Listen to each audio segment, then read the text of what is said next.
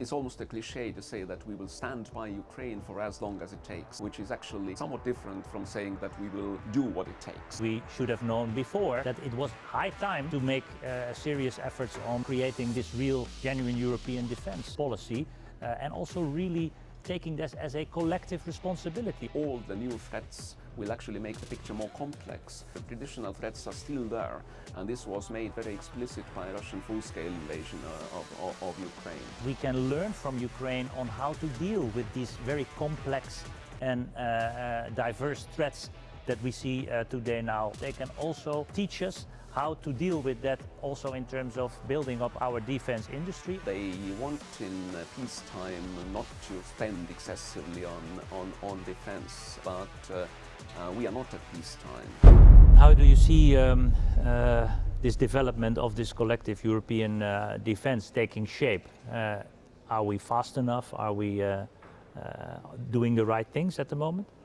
We are doing the right things, we are moving in the right direction, but not fast enough. I think that we need to spend more, we need to spend faster, just as in the case of supporting Ukraine. We are always saying it's almost a cliche to say that we will stand by Ukraine for as long as it takes, which is actually content-wise somewhat different from saying that we will do what it takes. How much we do today will actually have a very strong impact on how long this conflict will drag on. And I think when it comes to investing our defense, each of our member states and defense will remain for foreseeable future primarily the responsibility of member states. They will have to spend more in a more targeted way, but they will also have to cooperate more and produce more capability together, because it's a great way of getting more bang for the buck. Yeah. When the threat is not at your doorstep, you can hide for a while. But as with climate change, we know that at some day, some point, in all our villages, in all our cities, in all our member states, we will see and experience at our doorstep the effects of climate change. And the same with rising insecurity, with threats from authoritarian regimes that want to do just more than disturb us. No, they actually want to destabilize us, destroy everything that we have built up together. We need to realize that although the threat is not maybe today at our doorstep in all the member states, it is a genuine threat, it is a real threat, and we need to be able to respond to it. After 9/11, everyone was speaking about asymmetric threats and terrorism, and we believe that all the future wars will be fought far away by expeditionary campaigns. Then came 2014 and the Russian first aggression against Ukraine, and we were all speaking about hybrid threats. And we sort of assumed that they would replace the traditional ones. But we have to realize that all the new threats will actually make the picture more complex, but they will not replace the traditional threats, they will only complement the traditional threats. The traditional threats are still there, and this was made very explicit by Russian full-scale invasion of Ukraine.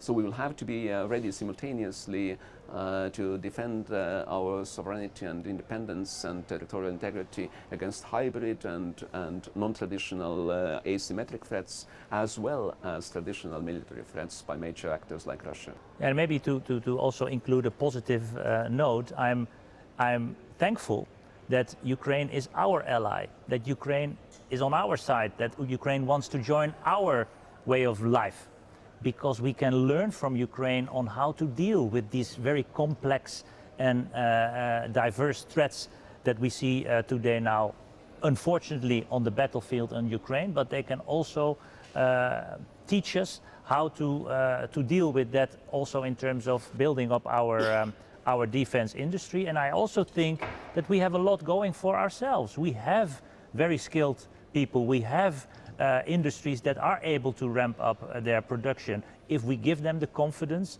that we do this together, that we do this with a purpose, not because we want war, because we want to prevent it. We want to defend what we have together, our democracy, our welfare state, our way of life. But I really take offense with the false contradiction between investing in defense and security and investing in social policies, education, welfare state, because it's actually these things that distinguish us from exactly the regimes and the adversaries that we are fighting, that we care for people, that we care for a good education system, that we care for a welfare state. These are the things worth fighting for. And the fact that Ukraine wants to join Europe, I think, also demonstrates that our system, our values-based, democracy-based system is still attractive. And it is competitive. Historically, it has been a system that has provided best opportunities for innovation, for economic development, academic freedom, and as such, I think we have a competitive edge over any alternative, especially totalitarian autocratic systems. But we will have to do what it takes to defend our system, because obviously it is challenged by the dictators of this world. To be honest, we should have known before that it was high time to make serious efforts on creating this real, genuine European defense policy, and also really taking this as a collective responsibility. Our collective territorial security depends on all of us, from Estonia to Portugal and from Sweden to Greece. And I think no member state can set aside this responsibility for this collective security. The war has already made us reconsider some of the assumptions that we previously held with regard to Europe's capability to defend itself, and it has demonstrated to us that in order to maintain peace, we actually need very strong defense capability. It's not only about projecting Europe's force globally, but also it is very much about defending Europe's own territory, Europe's own democratic way of life. Peace and our principles of democracy, of rule of law, are not for free. You need to defend them, and you need to have the political will to defend them. And I think that we are now coming to the realization that we need to boost our defense again. We are now talking for over 70 years, from 1954, when there was the vote in the French Parliament that was the end to the project of a European defense community. We're now talking about collective European defense for over 70 years, and basically we were just talking until now, because now we have the necessity to start really making progress on that. And I would simply say, if not now, then when? Because we now need this real European Defence Union, this genuine cooperation that goes beyond national interests. And I think that is my biggest irritation, looking to all the defence files that we are now dealing with, that still these national interests pop up, and at member state level in particular, and we have to fight that. We have to make sure that everyone understands that this is not an optional anymore. We need a genuine defense union cooperation without the national interests at the first place. I think it is natural in democracies that politicians as well as voters, they actually want to take out this peace dividend.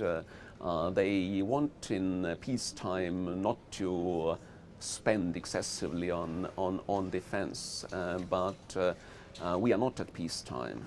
And so even though we want to see this war in Ukraine to come to an end, we want to see the arms fall silent, but that doesn't mean that we can switch back to business as usual. We have made this mistake collectively before, and I think we should learn from the past. Obviously, at the end of the Cold War, there was a sort of illusion that as if Russia had also switched to a peacetime economy, but it was only because of this momentary economic weakness they were going through. And as soon as they could afford, they switched back to rebuilding their military might in order to threaten neighboring countries such as Georgia, Ukraine, but it goes beyond those countries. But what do you think, what is actually the common European defense policy going to look like? What are the things that we need to bring to the European table from the national capitals? No, I think we have a role to play here also as a parliament to stimulate fresh thinking in the capitals, because the capitals are not always realizing, I think, the sense of urgency that we feel maybe more here in the European Parliament, and that means giving new meaning to, for example, Article 42.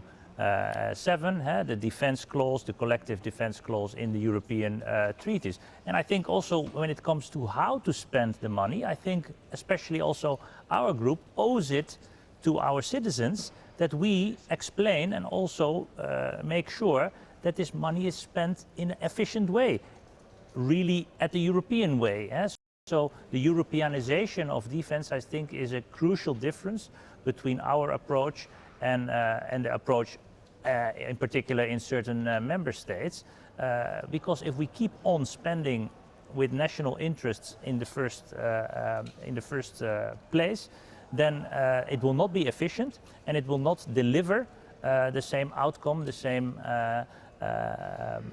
capabilities that we need so much in Europe and that we are now too dependent on from the United States. We need to become more independent and self-sufficient in that regard. I hope that we can maintain this transatlantic partnership, but we should be able to operate independently to defend our collective security also as European countries together. This is not about investing in capabilities for operation outside Europe. This is about our territorial defense of the European Union, and we have to take responsibility for that, preferably together with our partners and allies, but if necessary, also be able to do that on our own. Beyond that, I think that when we speak about European strategic autonomy and technological sovereignty and competitiveness, we cannot rely on even our closest partners to provide all the critical technologies that we might need for our security, but also for maintenance of our own domestic operations and defense of democracy. So I think it's also in big part about Europe remaining competitive on a global stage. Yeah. And I think it's important for the Social Democrats to realize that spending on defense does not necessarily have to come at the expense of social cohesion.